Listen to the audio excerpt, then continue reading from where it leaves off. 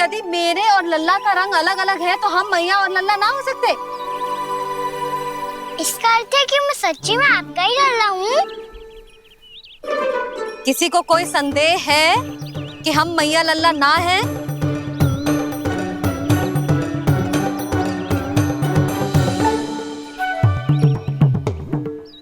कोई संदेह है? नहीं नहीं छोटी माँ, मुझे कोई संदेह नहीं है। मैं तो बस अपने छोटे भाई के साथ परिहास कर रहा था।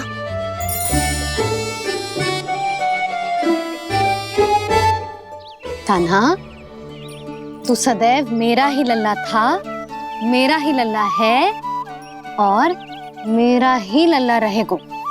समझ आई?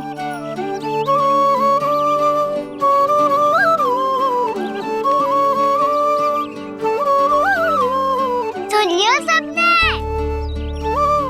मैं हूँ यशोमती मैया का कंताला, मैं हूँ यशोमती मैया का कंताला, मैं हूँ यशोमती मैया का कंताला।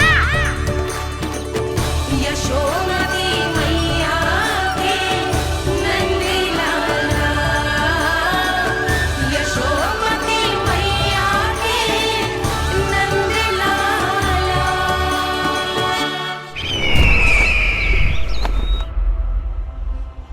मैं हूँ यशोमती मैया का कंताला, मैं हूँ यशोमती मैया का कंताला, मैं हूँ यशोमती मैया का कंताला।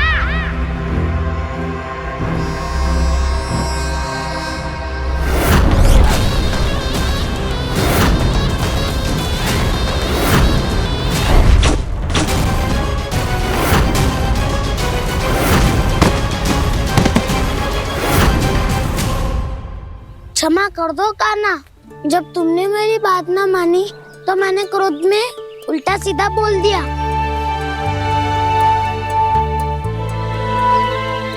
मैं तो बस यही चाहता था कि तुम फिर से बनाने लगो, फिर से बन जाओ अपनी गोपालक टोली के मुखिया।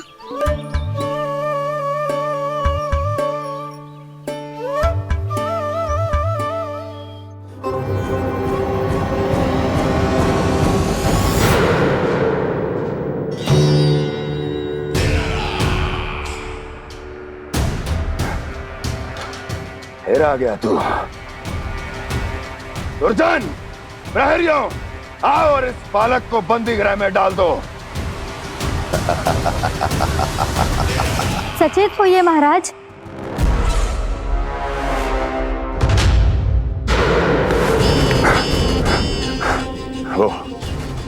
वो विष्णु अवतार कहाँ है? वो बालक कहाँ है? यहाँ नहीं है वो, आपके मस्तिष्क में है। उसे अपने साथ खिलवाड़ मत करने दीजिए महाराज।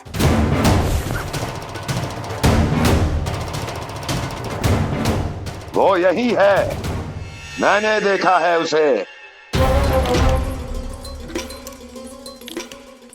स्वयं को संभालिए महाराज, आपको भयभीत होने का कोई अधिकार नहीं है। आप स्वयं को भूल चुके हैं महाराज।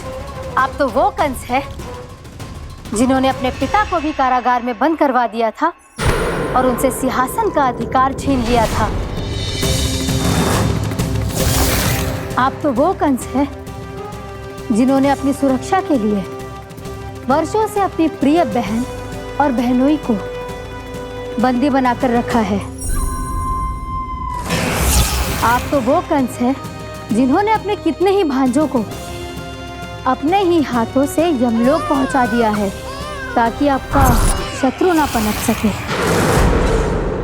ये समय भयभीत होने का नहीं है महाराज, पर यदि आपके मन में ये संशय ऐसे ही बना रहा तो मैं आपको भी आपके पिताजी के साथ कारागार में बंदी बना दूंगी और उस विष्णु अवतार का सामना मैं स्वयं करूंगी।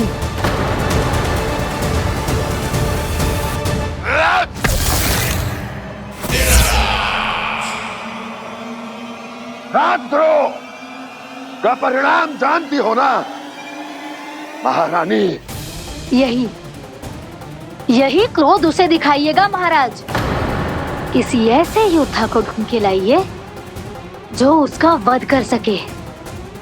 और हाँ, किसी ऐसे योद्धा को खोज कर लाइए जो अब तक भेजे गए हर योद्धा से शक्तिशाली हो। यदि आप चाहें तो मैं इस कार्य में आपकी सहायता कर सकती हूँ महाराज।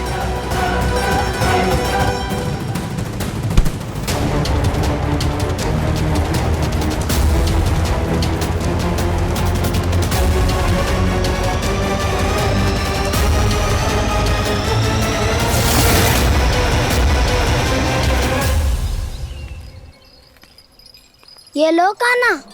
ना, अब ये दायित्व आप ही संभालो। फिर तो मुझे मेरी मैया के साथ ही रहना है। अपना सारा समय बस इन्हीं के साथ ही बिताना चाहता हूँ मैं। पर तू दोनों कार्य कर सकता है कान्हा। दिन में हमारे संग रह ले और शेष बचा सारा समय काकी के संग बिता ले।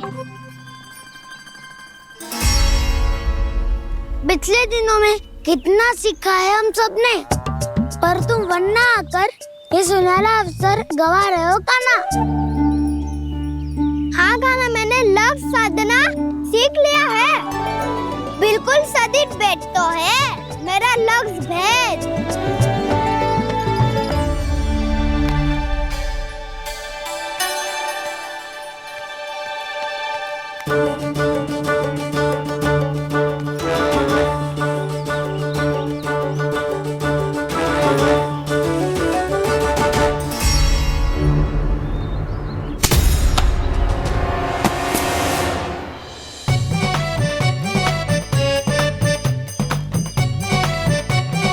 अरे वाह वसंता, तूने तो बहुत अच्छा लक्ष्य साधा है।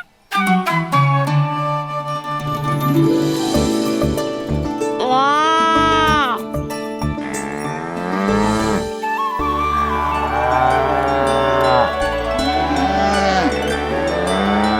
तूने देखा कान्हा, मैंने गैयाओं के साथ बात करना सीख लियो है।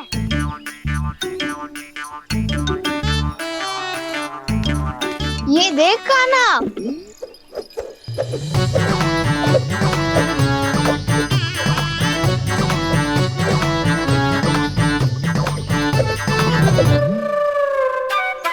देखा, मैंने भी लाठी चलाना सीख लिया है। अब मैं सबकी रक्षा कर सकता हूँ। मैंने भी सीख लिया कि गैया की गिनती कैसे की जाती है।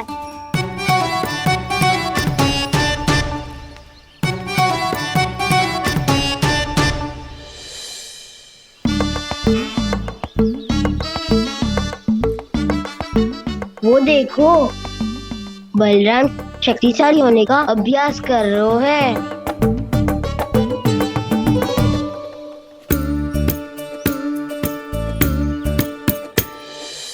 मैं तुम सबके लिए बहुत प्रसन्न हूँ। बस मुझे तो अपनी मैया के साथ ही रहना है। और हाँ से खाओ, ताऊ को बता दो मुझे इनसे बात ना करनी। चलो घर।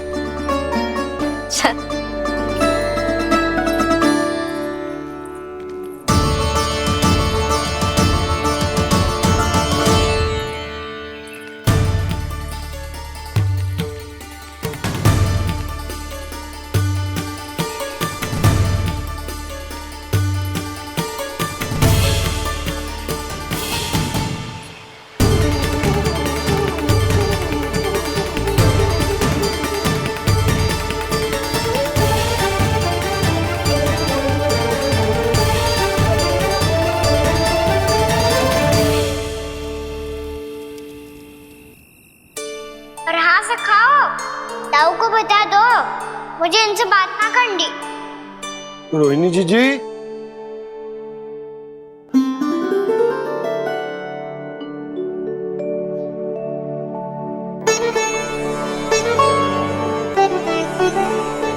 बलराम,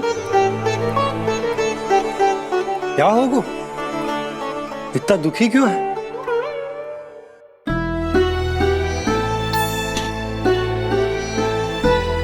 बलराम, क्या होगा? छोटे बाबा, इतने दिन हो गए कान्हा हमारे साथ आ ही नहीं रहा। लगता है मुझसे क्रोधित है, क्योंकि क्रोध में मैंने उसे कह दिया था कि वो आपका और छोटी माँ का पुत्र नहीं है। क्रोध कितना भी क्यों ना हो बलराम, हमें सदैव अपने शब्दों का प्रयोग सोच समझ कर करना चाहिए। शब्द ना बाण की तरह होते हैं, यदि एक बार मुख रूपी धनुष से निकल जाए तो वापस ना आते। मुझे पता चल गया छोटे बाबा, पर मैं उसे कैसे मनाऊं? इस कला में तो कान्हा ही प्रवीण है। मुझे तो उसकी तरह भोलेपन से मुस्कुराना भी नहीं आता। बलराम, तेरी भावना तो सच्ची है ना, बस उतना ही पर्याप्त। नहीं, इतना पर्याप्त नहीं है छोटे बाबा। मैंने बहुत प्रयास किया आज, क्षमा भी मांगी उससे, पर वो नहीं माना। शब्दों से जो घाव लगते हैं ना बलराम, वो एक बार में ना भरते। और वैसे भूल तो तुम्ही ने की थी, तो कान्हा को मनाने का प्रयास भी तुम्हें ही करना चाहिए।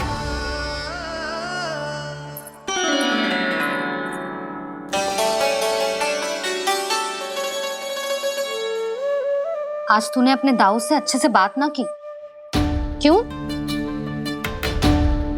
दूध पीने के बाद अपने दाऊ के पास जा और ठीक से बात कर।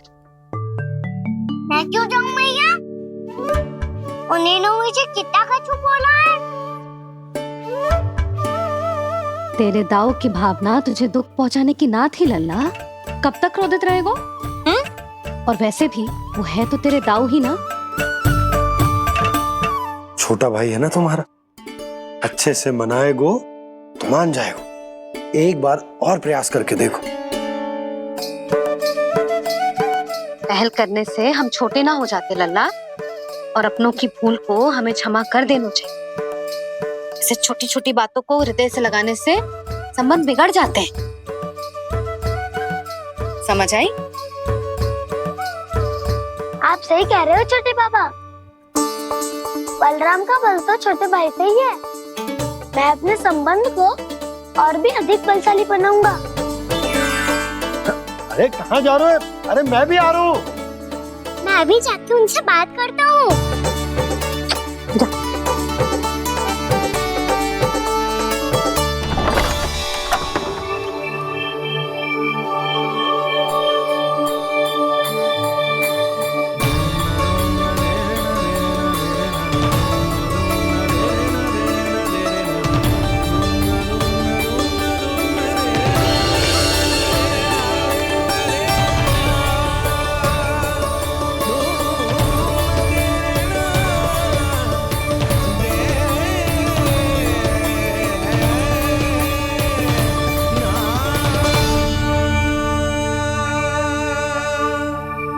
क्षमा कर दो कान्हा। आप तो पहले ही क्षमा मांग चुके हो। पर तुम क्यों क्षमा मांग रहे हो? क्योंकि मैंने अपने दाऊ की आज्ञा ना मानी। नहीं कान्हा, मैया की आज्ञा मेरी आज्ञा से अधिक महत्वपूर्ण है।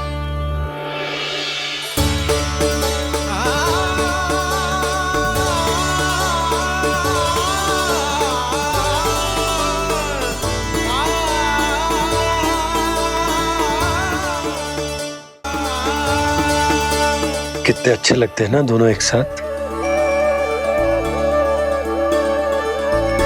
एक दूसरे की भूल से ऐसे ही सीखेंगे। एक साथ बड़े होंगे दोनों भाई। सुनो जी, आपको पता है क्या बलराम ने इतने दिनों में क्या क्या सीखा है? भाभी बता रही थी कि सुबह स्वयं से ही उठ जाता है और तैयार भी हो जाता है। समय का आदर करना सीख लियो है इसने। मुझे लगता है कि गौचारण पे जाना बलराम के विकास के लिए सहायक बन रहा है।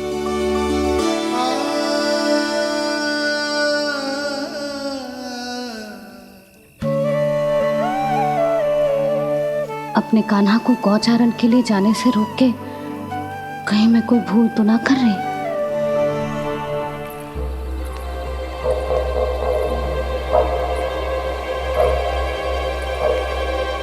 आइए आइए ना महाराज।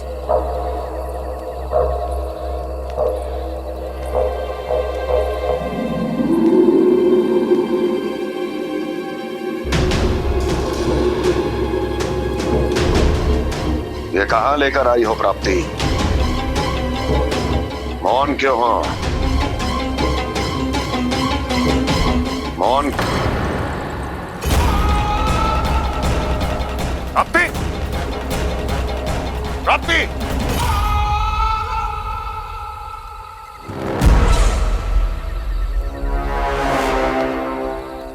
कौन है वहां? कौन है? और महारानी प्राप्ति कहाँ है?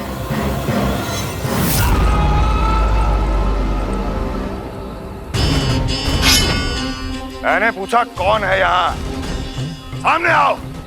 मैंने पूछा कौन है यहाँ? सामने आओ।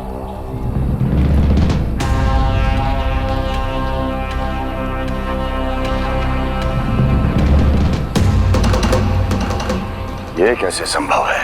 ये कैसे संभव है?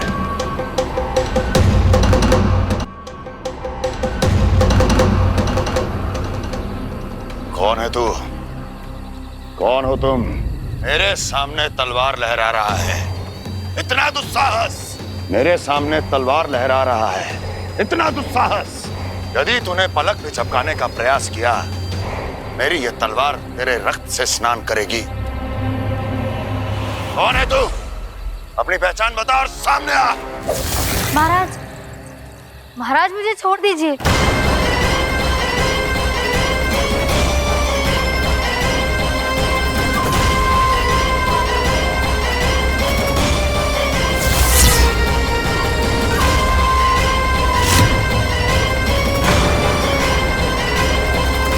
इसी क्षण अपने वास्तविक रूप में आ, अन्यथा तेरा ये शीश तेरे धड़ से अलग हो जाएगा।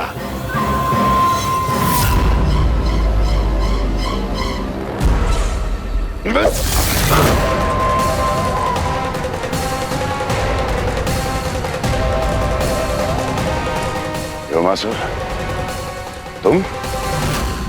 अपने दास का प्रणाम स्वीकार करें महाराज।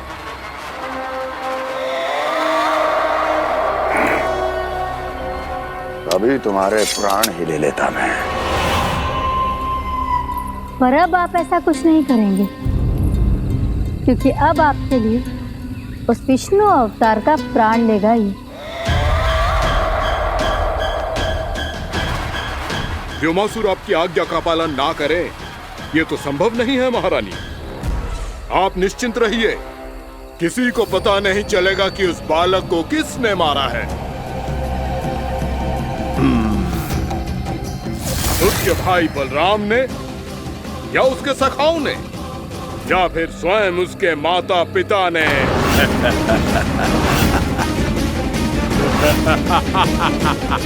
मुझे तुम्हारा ध्यान पहले क्यों नहीं आया व्योमासुर?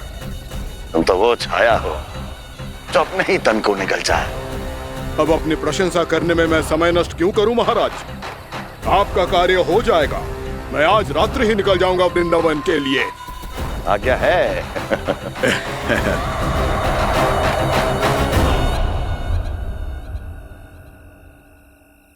कान्हा, कृष्णा,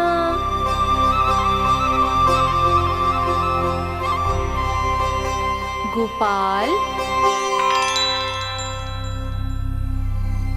ना ना ना जी, ठीक ना।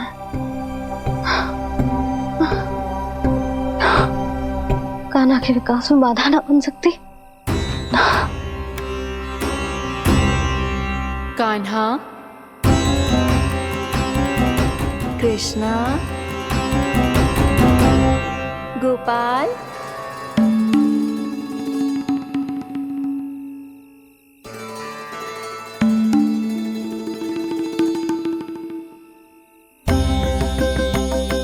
कान्हा, कृष्णा, गोपाल।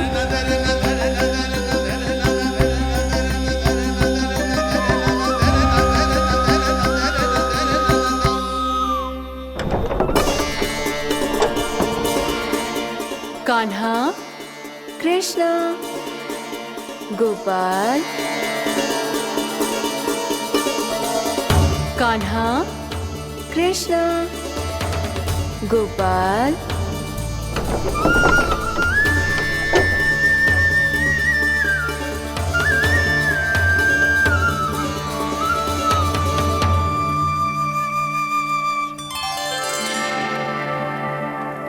वृंदा देवी, यमुना देवी, देवी गंगा, आप तीनों यहाँ इस समय?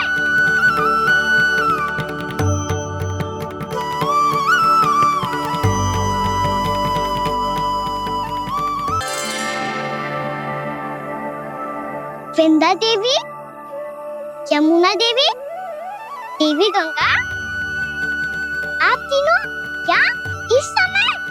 आपने तो गौचारण के लिए आना ही छोड़ दिया है प्रभु। हम सबको आपकी स्मृति बहुत सताती है। वृक्ष, वनस्पतियां, फूल, फल, पत्ते सभी आपको स्मरण करते हैं गोपाल। अब फिर से वन आना आरंभ कर दीजिए श्री कृष्ण। हमें अपने दर्शनों से वंचित मत कीजिए। आपने तो मुझे वचन भी दिया था ना प्रभु कि मैं आपके लीलाओं की साक्षी बनूंगी। फिर मुझसे ये सौभाग्य क्यों छिन गया? आजकल क्यों नहीं आ रहे हैं आप वन?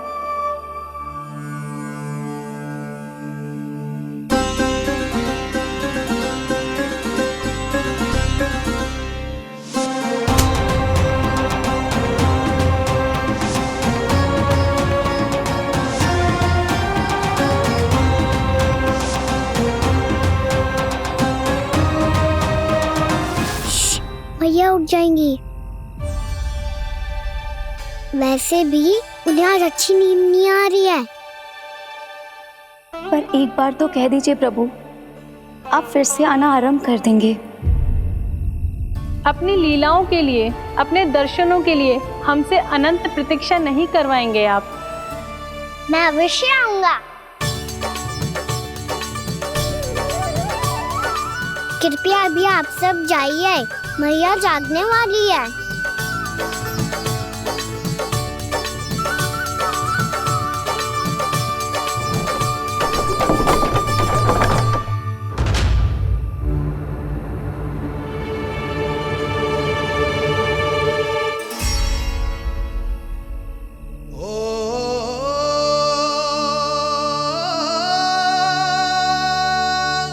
जय कब तक अपनी मैया का पल्लू थामे रहेगा?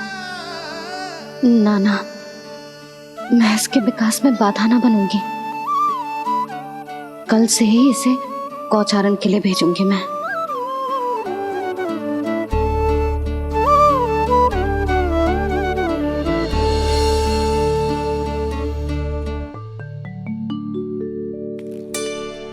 मैं तो कहता हूँ इससे उत्तम मूल्य यहाँ तो क्या पूरे मथुरा में नहीं मिलेगा। सुबह सुबह का समय है, व्यापार कर लो मेरे साथ। व्यापारी जी, हमें मथुरा के व्यापारी पे भरोसा ना है, तो हमें तो क्षमा करो।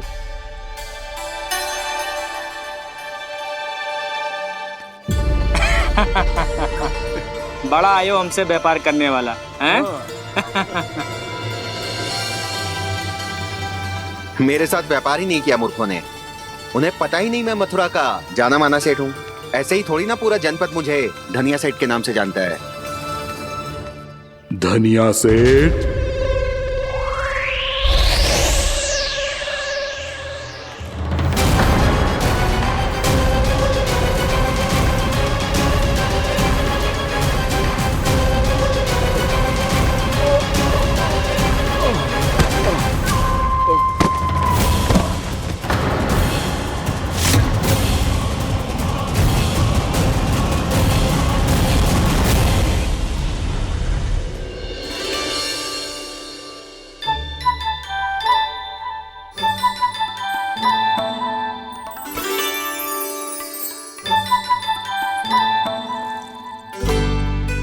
तुझे कछु चाहिए? ना। एक बार सोच ले कान्हा। ओ मैया, सुबह उठते ही तो आपने मुझे दूध दिया था, फिर जलपान में लड्डू, फिर माखन भी तो खिलाया था। और ये फल, छूना चाहिए अब मुझे। एक बार फिर से सोच ले कान्हा, आज तू जो मांगेगो ना मैया देगी, और मैं कोई प्रश्न भी ना पूछूंगी। मेरी प्यारी मैया, आप तो बिना मांगे ही सब कुछ दे देती हो। अच्छा अच्छा, मेरो प्यारो लल्ला। मेरो प्यारे लल्ला। नटखट, मैया की नकल उतार तो है। नटखट, मैया की नकल उतार तो है। मेरी मैया बहुत अच्छी है, सब कुछ देती है मुझे। मेरी मैया बहुत अच्छी है, सब कुछ देती है मुझे। मुझे मैया से बहुत सारा लाड दुलार चाहिए। मुझे मैया से बहुत सारा लाड दुलार चाहिए। और बहुत सारा प्रेम भी चाहिए। और बहुत सारा प्रेम भी चाहिए। और बन जाने की आज्ञा भी चाहिए। और बन जाने की आज्ञा भी चाहिए। ठीक है, तो दे दी। सच्ची मैया? गाना चलो ना।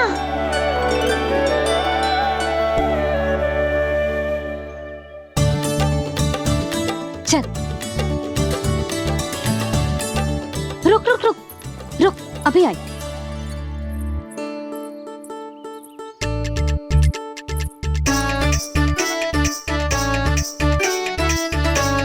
अब जा।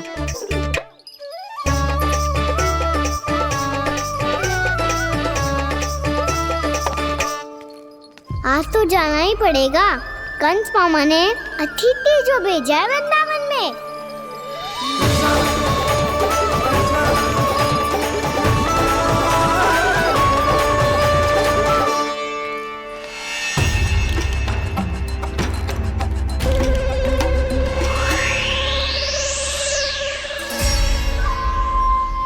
अरे व्यापारी जी, फिर आ गए तुम? हैं? हमने तुमसे कहा हमें तुम्हारे साथ व्यापार ना करना है, तो फिर ना करना है। बार बार आप स्वयं भी तंग हो रहे हो और हमें भी तंग कर रहे हो। आपको चाहिए क्या, बताओगे? नंद भवन। हाँ? हाँ? नंद भवन? बस इतना ही जानना चाहता हूँ कि नंद भवन कहाँ है। सोचा इस गांव में आया हूँ तो नंदराज से मिल लूं। अच्छा अच्छा, तो तुम फिर सीधे जाओ और सीधे जाके उल्टे मुड़ जाना और फिर आगे से दाहिने दिशा में मुड़ जाना। जहाँ मार्ग समाप्त होगा वहीं सामने मिल जाएगा तुम्हें नंद भवन। अच्छा अच्छा, धन्यवाद। सुनो, पर इस समय नंद जी घर पे ना है। मुझे तो उनके प्यारे पुत्र से मिलना है।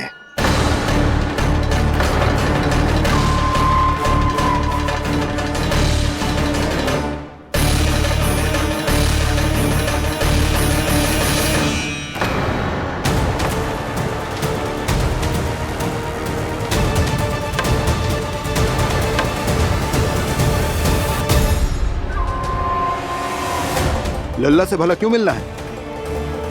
सच्ची सच्ची बताओ, कौन हो तुम?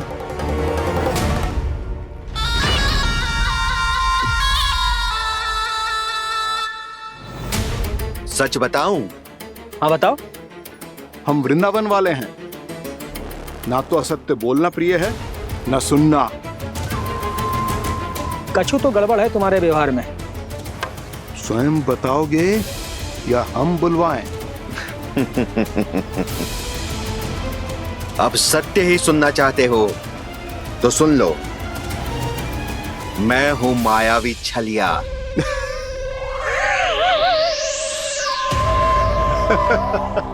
छलिया और तुम? तनिक अपना मुख तो देखो, चलिए ऐसा दिखतो है का? तो कैसो दिखतो है? जैसो भी दिखतो है, लेकिन ऐसो ना दिखतो। भानु, मैंने एक बात सुनो है कि चलते बीच मार्ग में अगर कोई छलिया मिल जाए तो उसे पीछे पलट के ना देखना चाहिए, ना तो छलिया के जाल में फंसने में क्षण भर भी समय ना लगता है। सही सुना। अब पीछे से तुम दोनों का नाम पुकारूं तो मुड़ना मत।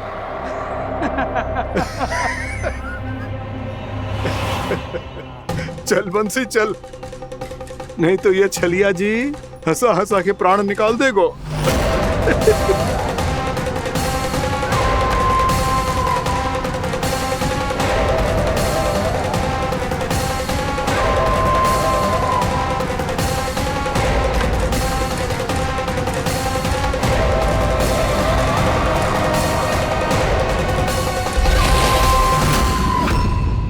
भानु, बंसी।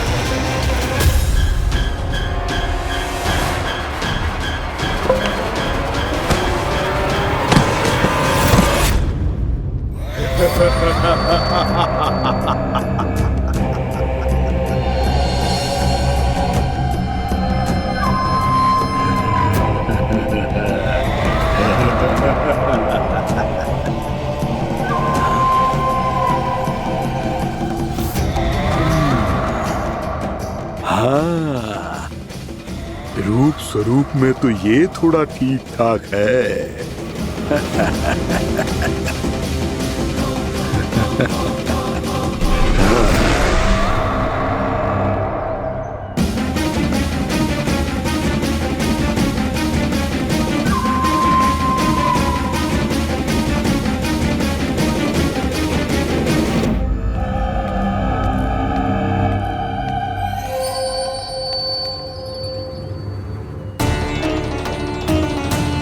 ये तो गाँव की ओर जा रहा है।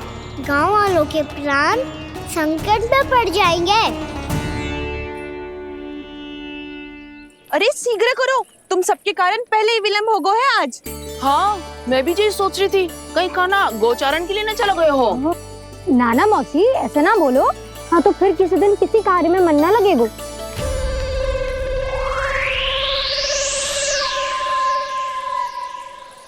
आप सब तो बातों में ही समय निकालो। मैं तो चली कान्हा को निहारूंगी, तभी शांति मिलेगी हृदय को। अरे ठहरो, हम सब भी चल रहे। रो, गई। इस गोपी का रूप धारण करके मैं भी निहारता हूँ इसके कान्हा को। कान्हा कहाँ गया?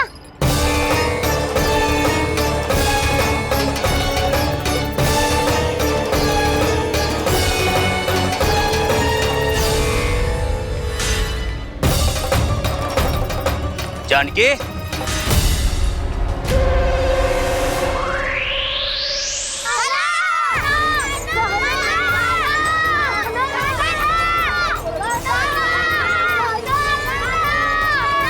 वो देखो कान्हा, पहाड़ी के ऊपर।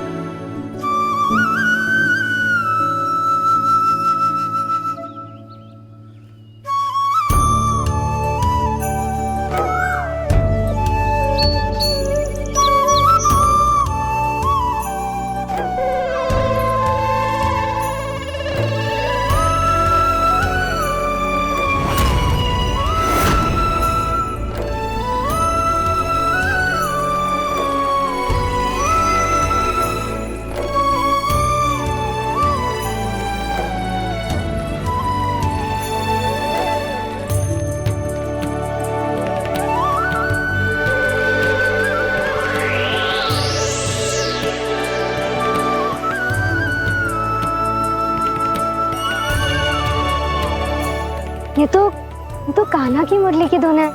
विलम्ब हो गयो है, वो तो वन में पहुंच भी गयो। बस करो मौसी, सुनने दो ना, कितनी मीठी धुन बजा रहे हो कान्हा। ये तो स्वयं ही मुझे बुला रहा है, अपना पता बता रहा है। अब तो इसके आखेट में और भी अधिक आनंद आएगा। अवश्य ही एक पाँव पे तन के पूरे आत्मविश्वास के साथ त्रिभंग मुद्रा में मुरली बजा रहे होगो कान्हा।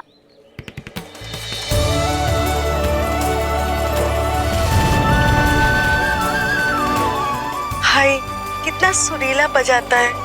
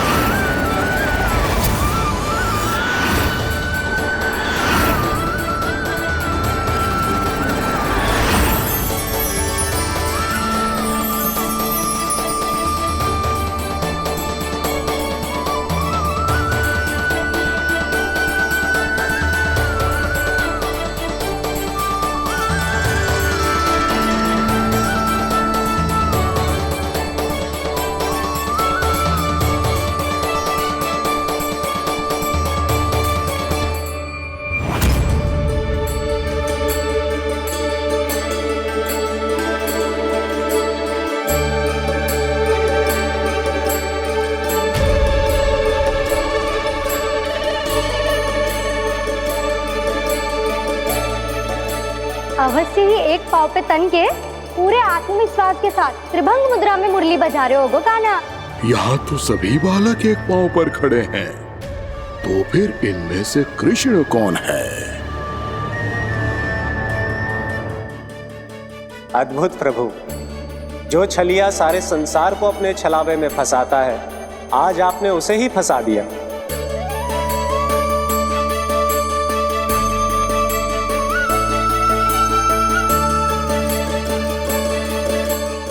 इन सब में से कौन है महाराज कंस का शत्रु, विष्णु का अवतार? कैसे पहचानूं मैं उस कृष्ण को? प्रभु की धुन है ही इतनी मीठी, इतनी कर्णप्रिय कि असुर तो क्या, सारी सृष्टि ही यहाँ आकर थम जाए।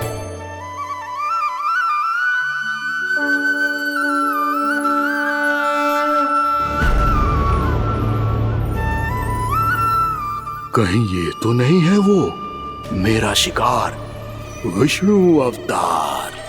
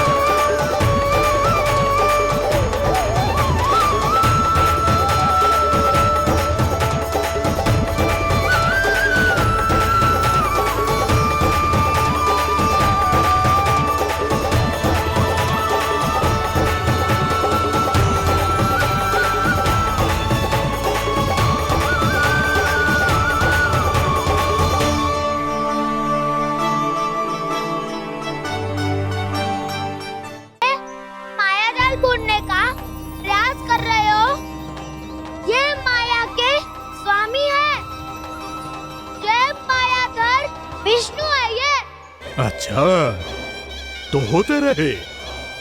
मैं तो इनकी हत्या करने आया हूँ और हत्या करके ही जाऊंगा। दाऊ आप सखाओ को बचाओ, मैं इनका सामना कर लूंगा। पर कान्हा, अभी आप ही ने तो कहा था माया का स्वामी हूँ मैं।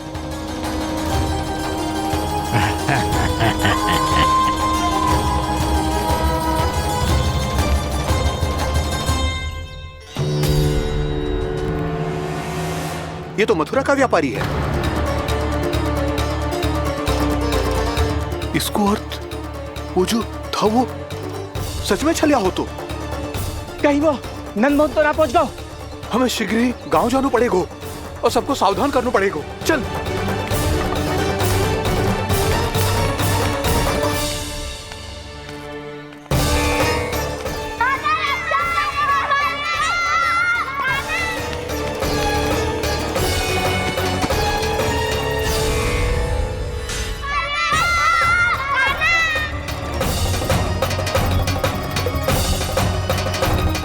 यदि तुम्हें लग रहा है कि मेरे छल के वार से बच गए हो तो मुझसे भी बच जाओगे। ये तुम्हारी सबसे बड़ी भूल है कृष्ण।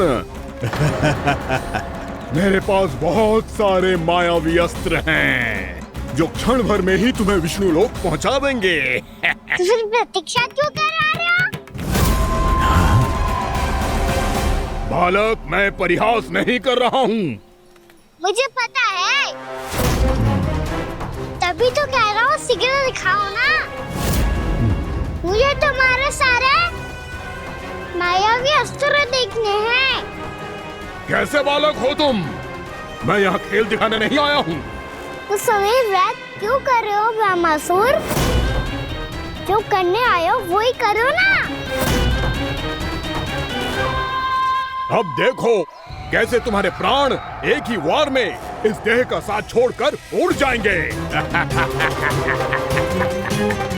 मेरी मायावी अग्नि तुम्हारे भोले भाले से इस मुख को जलाकर भस्म कर देगी।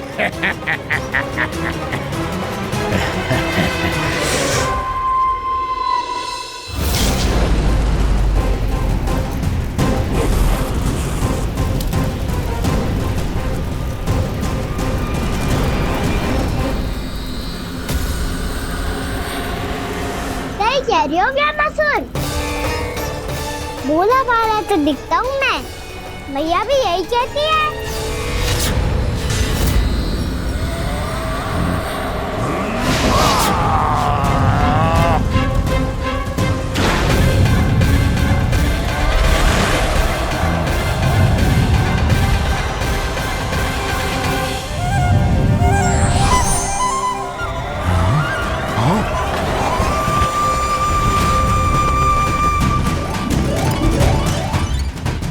आसन को उपहार देने के लिए बहुत बहुत धन्यवाद ब्रह्मासुर।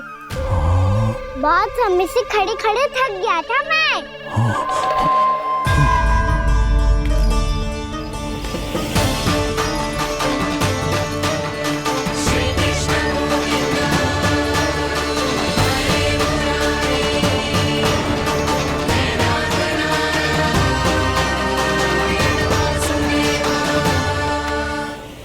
अस्त्र दिखाओ ना।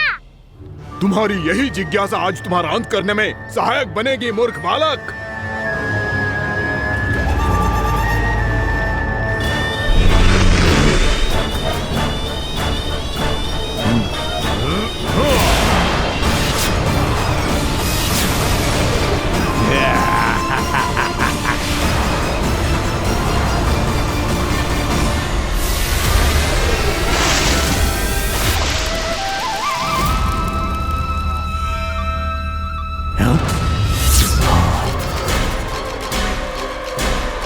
अच्छा, पर प्रक्षालन करना चाहते थे तो पहले क्यों नहीं बताया? मुस्कुराना बंद करो। तुम्हारी ये हंसी मुझे कांटों की तरह चुभ रही है। पर मैया तो कहती है कि मेरी मुस्कुराहट फूलों की तरह है।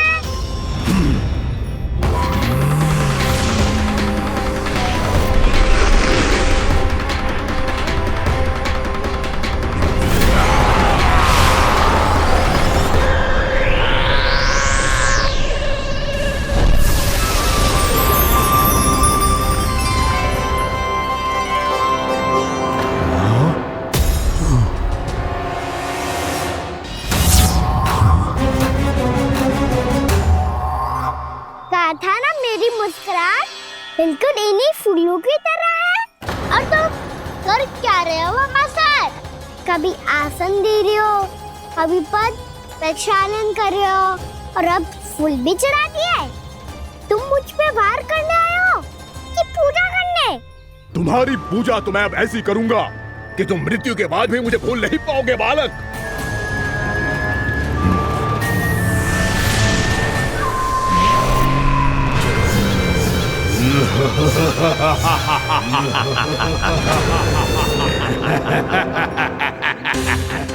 कान्हा, ये चट्टान तो मुझसे हिल ही ना रही।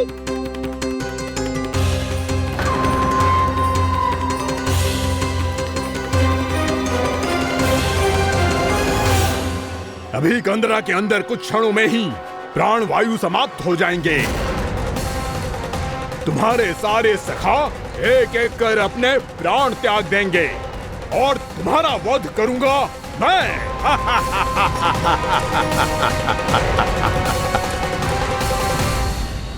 अरे सब जन बच के रहना। छलिया आया हुआ है वृंदावन में। अरे छलिया आ गया है। वृंदावन में मायावी छलिया। अरे क्या हुआ? कौन छलिया? मायावी छलिया, सबको छलता है वो। हाँ, कुछ भी कर सके है वो। बहुत भयानक। अरे भानु, ठहर जरा, क्या हुआ? बहुत भयानक है वो, बच के रहना सब लोग। अरे भेष बदल ले तो है वो। हाँ। क्या हुआ? छलिया है वो। अरे मेरी बात तो बताओ। रानी भाभी, रानी भाभी, कान्हा घर पर ही है ना? ऐसे भड़बड़ा क्यों रहे हो? कोई भूत देख लियो है क्या? भूत ना भाभी, छलिया से भेंट हो गई। सच्ची का मायावी छलिया है भाभी। क्या उल्टा सीधा बोले जा रहे हो? ठीक से बताओ। अब बोलो भी। वो कान्हा के पीछे पड़ो है वो। मेरे लल्ला के पीछे? हाँ रानी भाभी, हमारे अचेत होने से पहले हमने उसे ये कहते सुना था कि वो वृंदावन आने वाला है कान्हा से मिलने। हे नारायण, मेरे कान्हा की रक्षा करना। जसोदा जी, मायावी छलिए से बचना बालकों के बस की बात ना है।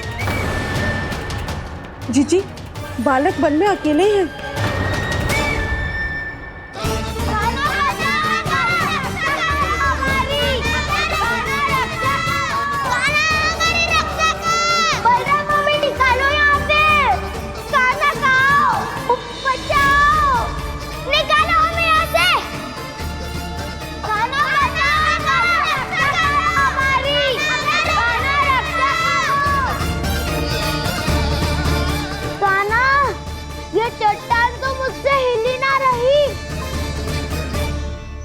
यदि मैं माया का स्वामी हूँ तो आप भी बल के स्वामी हो। ताऊ, अपनी क्षमता, अपना सामर्थ्य स्मरण करो।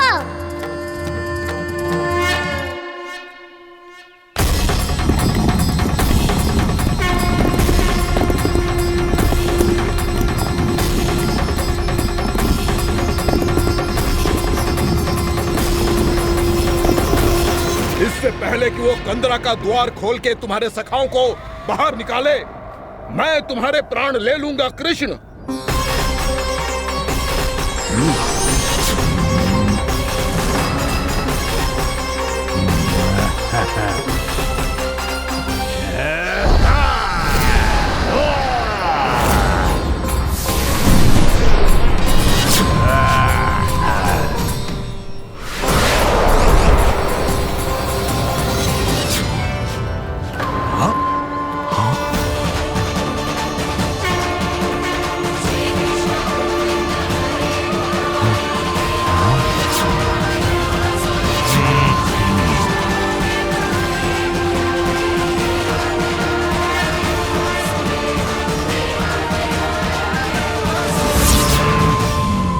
अब कितनी पूजा करोगे ब्रह्मासुर?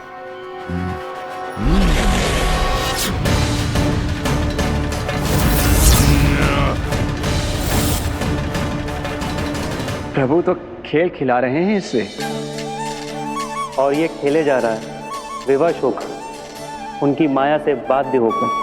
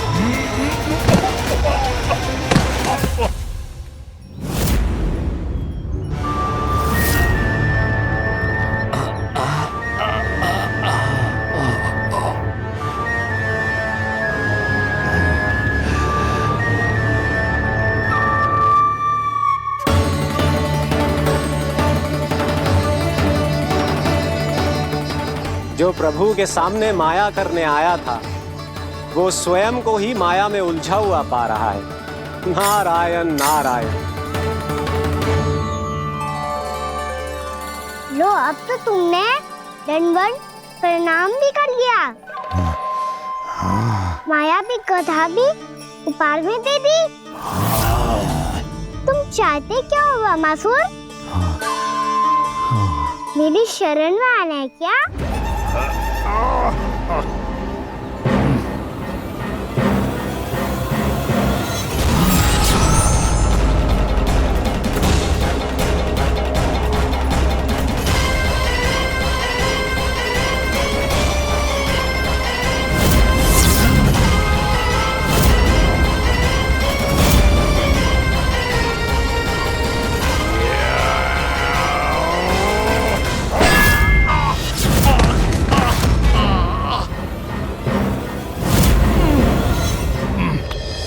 सोच विचार का समय ना है हमारे पास। अपने बालकों की रक्षा के लिए इसी क्षण में निकलना होगा। और वो छलिया किसी का भी रूप धारण कर सकते है। सुलक्षणा तेरा, शांति तेरा या मेरा, किसी का भी रूप धारण करके हमें भ्रमित कर सकते हो। इसीलिए हमें सतर्क रहना होगा। समझ आई? चलो।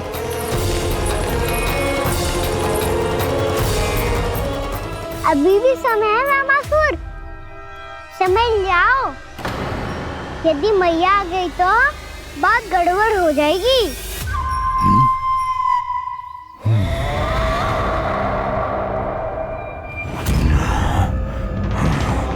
मुझसे झूठ का कोई लाभ नहीं होगा।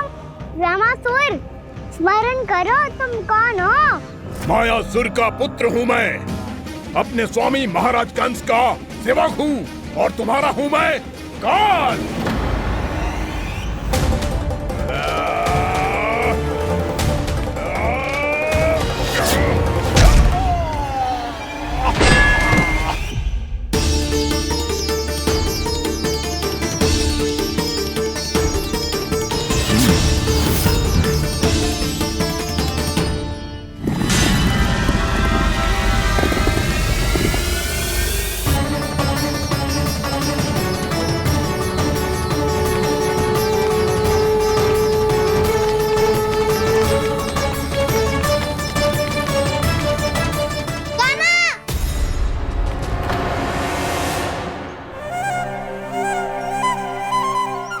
कहते हैं दुष्टों को पहले बातों से समझाना चाहिए, फिर भी ना माने तो अस्त्र ना उठाना कायरता होती है।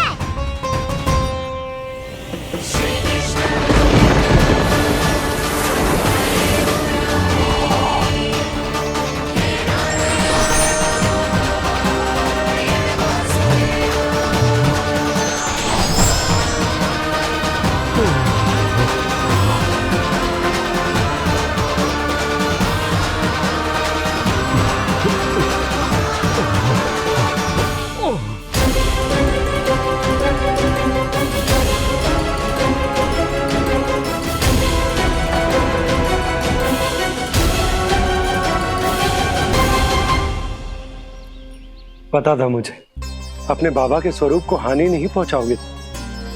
सही कही तुमने। पिता की छवि ही पिता के समान भी आनंदीय होती है। ज़मासुर, ज़मासुर। ये मैं अपने वास्तविक रूप में कैसे आ गया?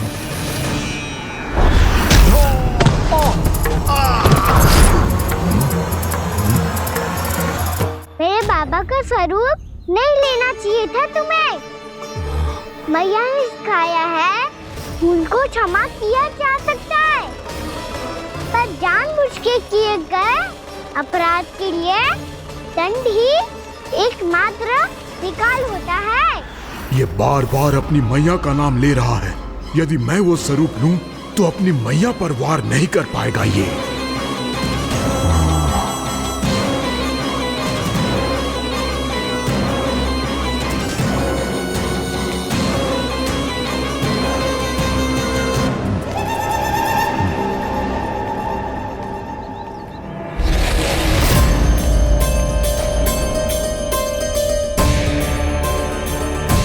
लल्ला,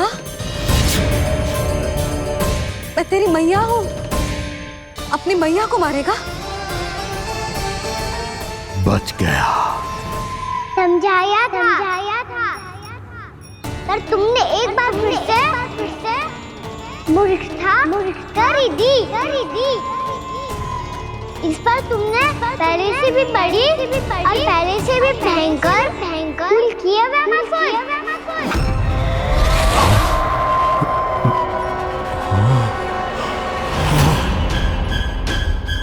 ये क्या हो रहा है मुझे? बार बार मेरा रूप क्यों बदल रहा है? ममता को समझे बिना अधिक समय तक मैया का स्वरूप हरण करके नहीं रख पाओगे ज़मासुर।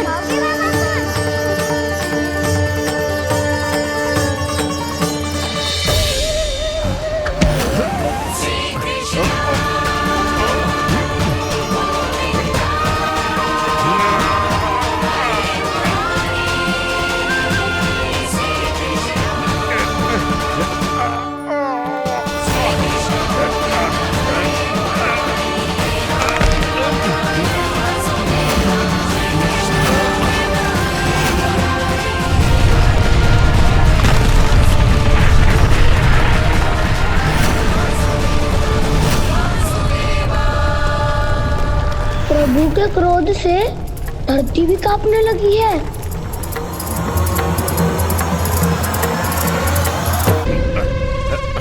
पुत्र को मारने के उद्देश्य से एक मां का रूप लिया तुमने। ये ममता का और मेरी मैया का घोर अपमान है ज़मासुर।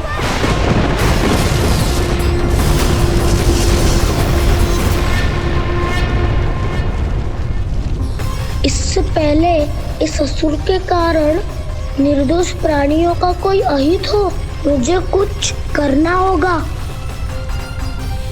यदि मैं माया का स्वामी हूँ तो आप भी बल के स्वामी हो। दाऊ, अपनी क्षमता अपना सामर्थ्य स्मरण करो।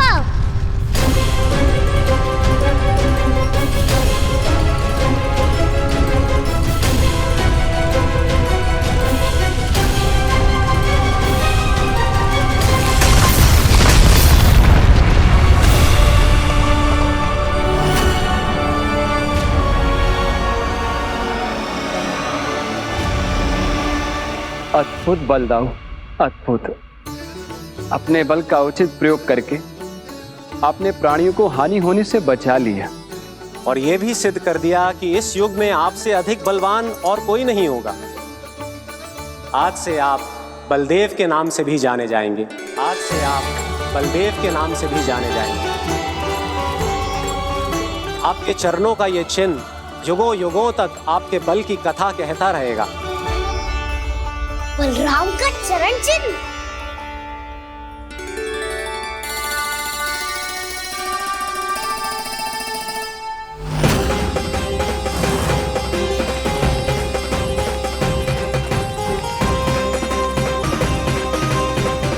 मेरी माया से आज तक कोई नहीं बच पाया है।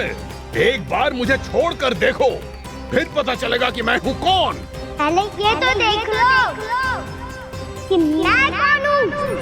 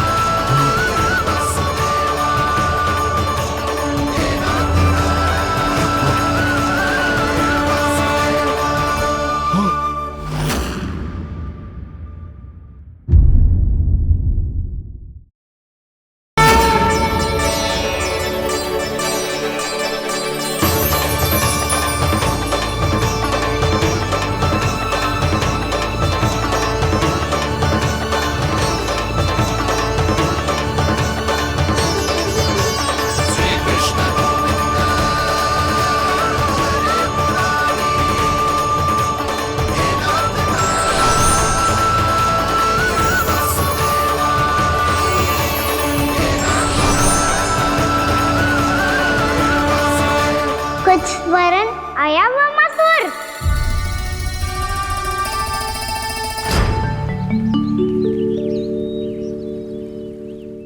बहुत समय पहले की बात है।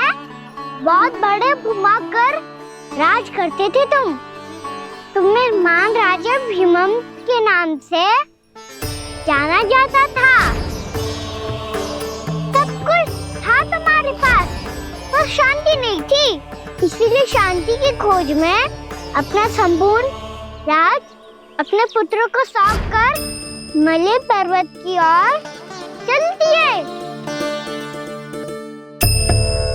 अनेक वर्षों की तपस्या के बाद तुम्हारे तप की कीर्ति चारों ओर फैलने लगी और फिर सच्चे तपस्वी की धूप में तुम्हारी ख्याति से प्रभावित होकर महर्षि उलट तुमसे भेंट करने आए। राजा भीमरथ, आपने ईश्वर की प्राप्ति के लिए सब कुछ छोड़ दिया, पर अपना अभिमान नहीं छोड़ पाए। इसीलिए मेरे आगमन पर सम्मान के साथ खड़ा होना तो दूर, मेरा अभिवादन भी नहीं किया। अभिमान तपस्वी का गुण नहीं होता है राजन, अभिमान राक्षसी गुण है। इसलिए मैं आपको श्राप देता हूँ कि आप अगले जन्म में एक राक्षस के रूप में जन्म लेंगे, एक राक्षस के रूप में जन्म लेंगे। मुझे क्षमा कर दीजिए महर्षि, मैंने जानबूझकर आपका अपमान नहीं किया है। मैं तो यहाँ पर शांति की खोज में आया था। अपने भीतर के संसार में गहरे सोच विचार में डूबा हुआ था मैं। मुझे क्षमा कर दीजिए महर्षि, मुझे क्षमा कर दीजिए। अपनी भूल का आभास प्रायश्चित की ओर पहला पग होता है। मैं अपना श्राप तो वापस नहीं ले सकता, परंतु आपको एक वचन अवश्य दे सकता हूँ। जब भी प्रभु नारायण का अवतार होगा, आपको उचित समय पे वो वरदान देंगे जिसकी आप लंबे समय से प्रतीक्षा कर रहे हैं।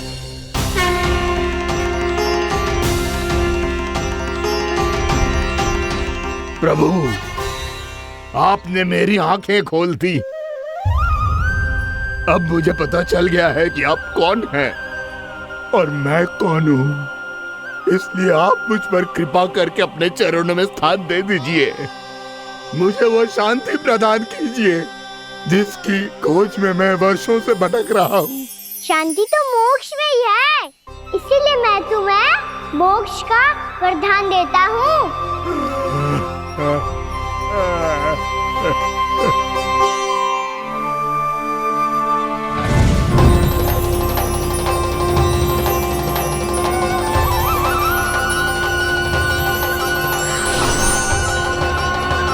प्रभु की ये लीला सदैव स्मरण रखी जाएगी। इस स्थान को इनका आशीर्वाद मिलेगा और इस कंदरा को व्योमासुर की कंदरा के रूप में पहचाना जाएगा। भविष्य में अनेक ऋषि मुनियों की शरण स्थली बनेगी ये कंदरा।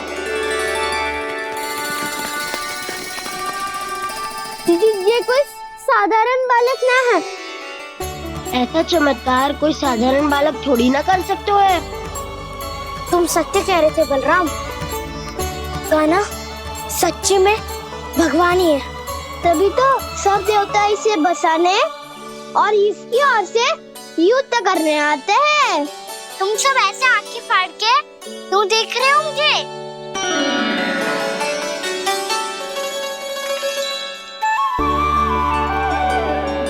बलराम, तुम बलवान हो और कान्हा भगवान है। दूर दूर तक कोई दिखाई न दे रहा है। ना जाने किस हाल में होंगे बालक। कहीं हम ही तो मार्ग ना भटक गए शीघ्रता के चक्कर में। अब तो एक पग भी ना चलो जा रहे हो। जल, किसी के पास जल है क्या? कंठ तो मेरा भी सूख रहा है मौसी। भाभी, निकट ही जमुना जी है, कहूँ तो वहाँ से जल ले आओ। मैं भी जा रही हूँ भाभी, एक से भले दो। हाँ चल, शीघ्रता से आओ। हाँ।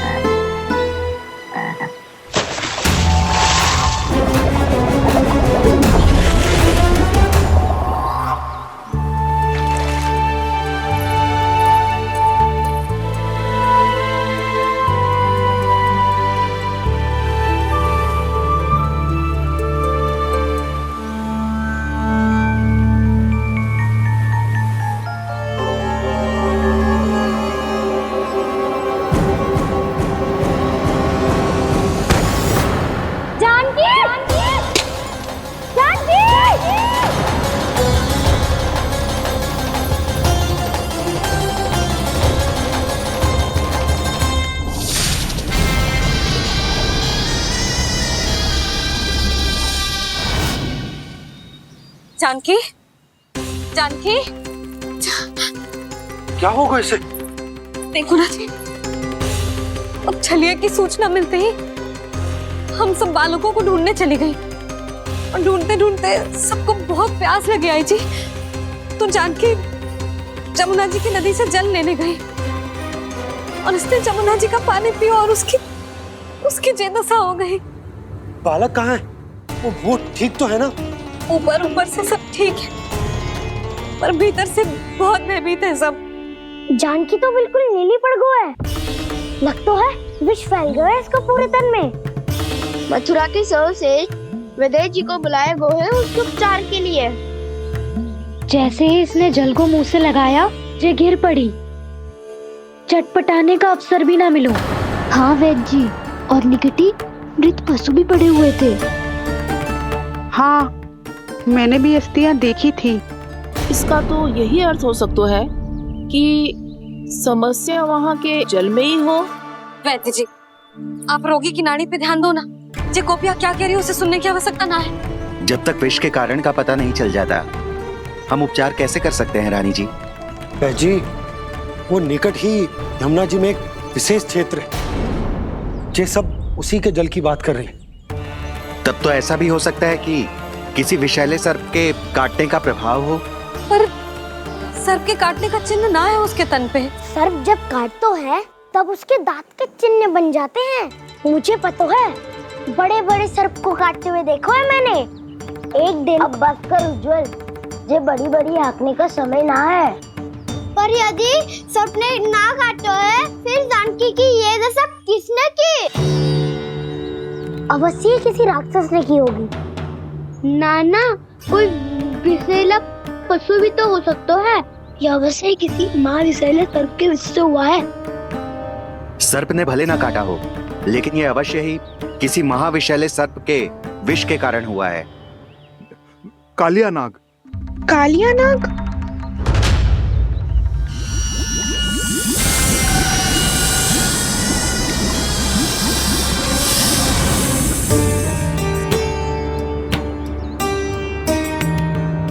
संकेतों से तो ऐसा लगता है कि जानकी ने कालिया नाग के क्षेत्र के विशाल जल पी लियो है।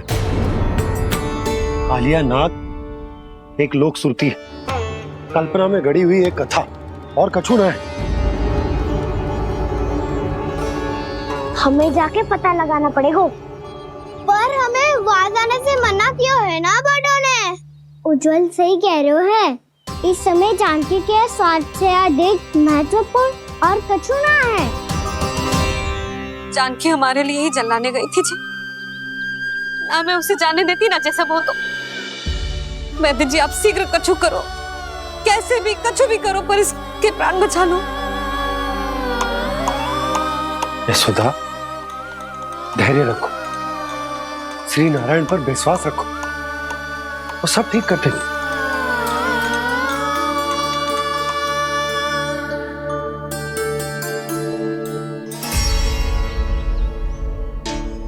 विष की काट की मेरे पास जितनी जड़ी बूटी थी मैंने सब अर्क बना के पिला दी, पर इसकी दशा में अभी तक कोई सुधार नहीं दिख रहा है। यह अंतिम जड़ी बूटी है, अगर इससे भी चमत्कार नहीं हुआ तो फिर जो नारायण की इच्छा।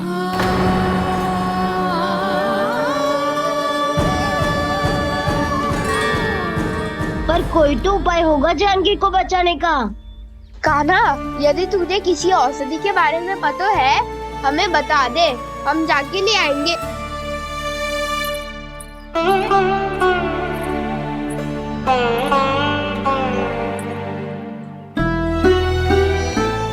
हे नारायण, हे प्रभु, मेरी जानकी के प्राण बचा ले प्रभु। या तो मैं अपने आप को कभी क्षमा न कर पाऊंगी। ये सारी मेरे ही कारण बनाई थी। उसकी रक्षा करो प्रभु, मेरी पुकार सुनो। कान्हा, तूने हमें वत्सासुर से बचाया था ना, और बकासुर से भी तो, और छन्ने से भी तो तूने ही बचाया था ना हमें। क्या ऐसा कोई उपाय ना है जानकी को बचाने का? धन्वंतरी,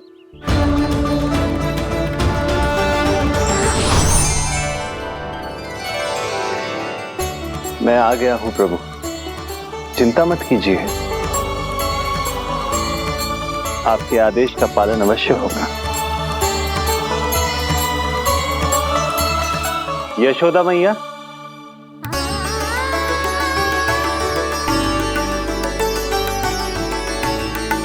मैया आपको कोई पुकार रहा है।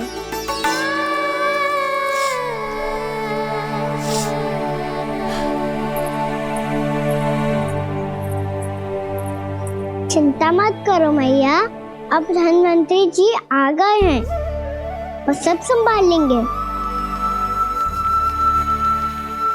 धन्वंतरी जी कौन है? जिन्होंने संसार का आयुर्वेद दिया,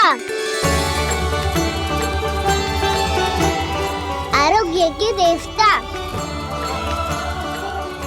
वे श्री नारायण के अवतार।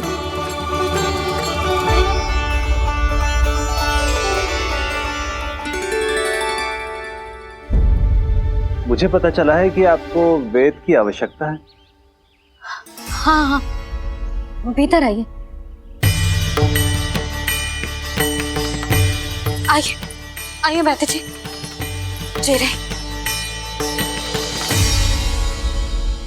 मथुरा का सर्वश्रेष्ठ वैद्य अर्थात मैं यहाँ आ चुका हूँ, और रोगी को जितनी औषधि की आवश्यकता थी सब दे चुका हूँ। निश्चित रूप से आपने विष की काट के लिए बहुत ही उत्तम अर्क तैयार किया है, इसीलिए किसी और वैद्य की आवश्यकता नहीं है। किंतु आप अकेले कितना कुछ करेंगे वैद्यराज? मुझे अपना सहायक ही बना लीजिए। पर जो करना था मैं पहले ही कर चुका हूँ। हाँ, वो तो आप कर चुके हैं।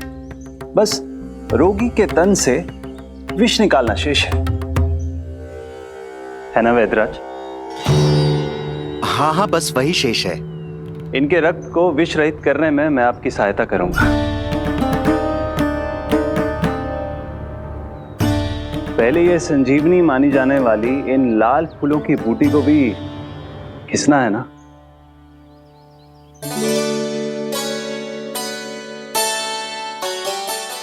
हाँ हाँ, तुम सही कह रहे हो। इसे अच्छे से घिसो।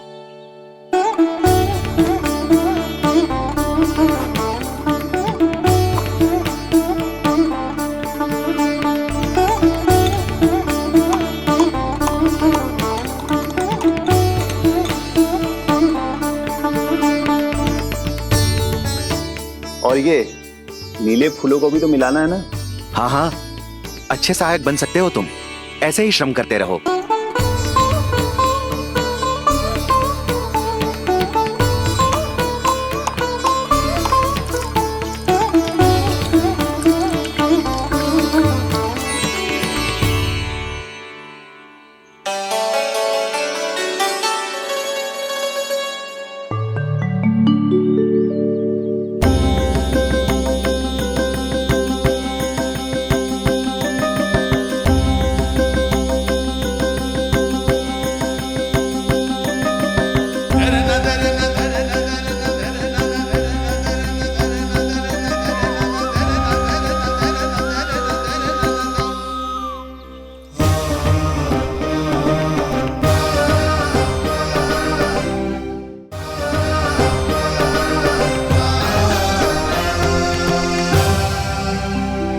जानकी स्वस्थ तो हो जाएगी ना धन्वंतरी जी? धन्वंतरी? प्रभु, अब मैं क्या करूं? आपने तो स्वयं ही मेरी पहचान उजागर कर दी। जी क्या करो कान्हा? आप सब ऐसे क्यों देख रहे हो? भैया कहती है ना, सभी वैद्य धन्वंतरी जी का ही रूप होते हैं। वाह कृष्णा, चतुर तो हो तुम। वैसे वास्तविक धन्वंतरी मैं हूँ। मेरा अर्थ है वास्तविक वैद्य मैं हूँ। ये तो मेरा सहायक है। मुझे पूरा विश्वास है बिल्कुल ठीक हो जाएगी। वैसे ही थोड़े ना मुझे मथुरा का सर्वश्रेष्ठ वैद्य कहते हैं लोग।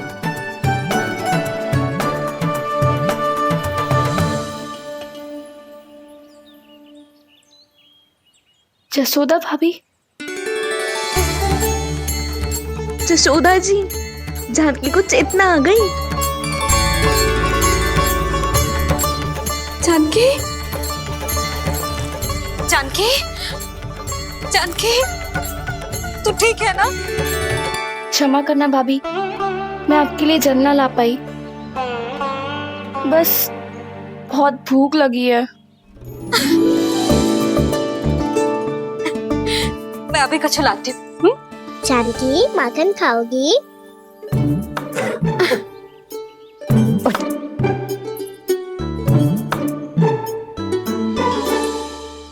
आजा, तू ही खिला दे लल्ला।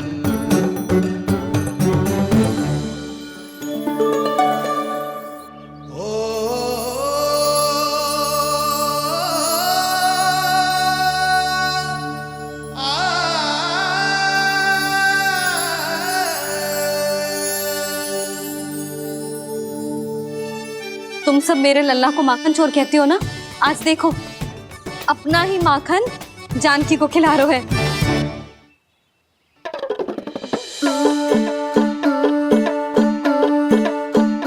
थोड़ा और विश्राम कर लो। सदैव तुम हम सबकी सेवा करती हो, आज मैं तुम्हारी सेवा करूंगा। जानकी की जिज्ञासा तब हुई जब जय यशोदा काकी की सेवा कर रही थी, और अब देखो स्वयं भगवान ही इसकी सेवा कर रहे हैं। जानते हो इससे क्या सिद्ध होता है?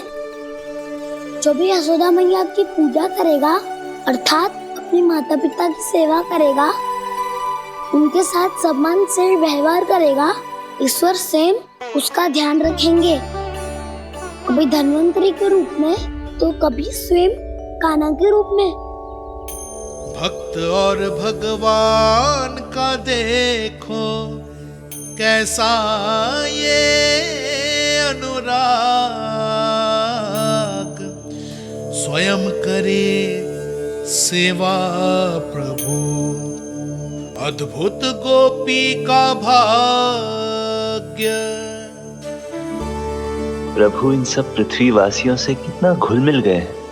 ना तो ये प्रभु को भगवान मानते हैं और ना ही प्रभु अपने आप को इनसे सर्वश्रेष्ठ समझते हैं। अपने आचरण से ये सिद्ध कर रहे हैं कि ये सभी में हैं और सभी इनका ही अंश है।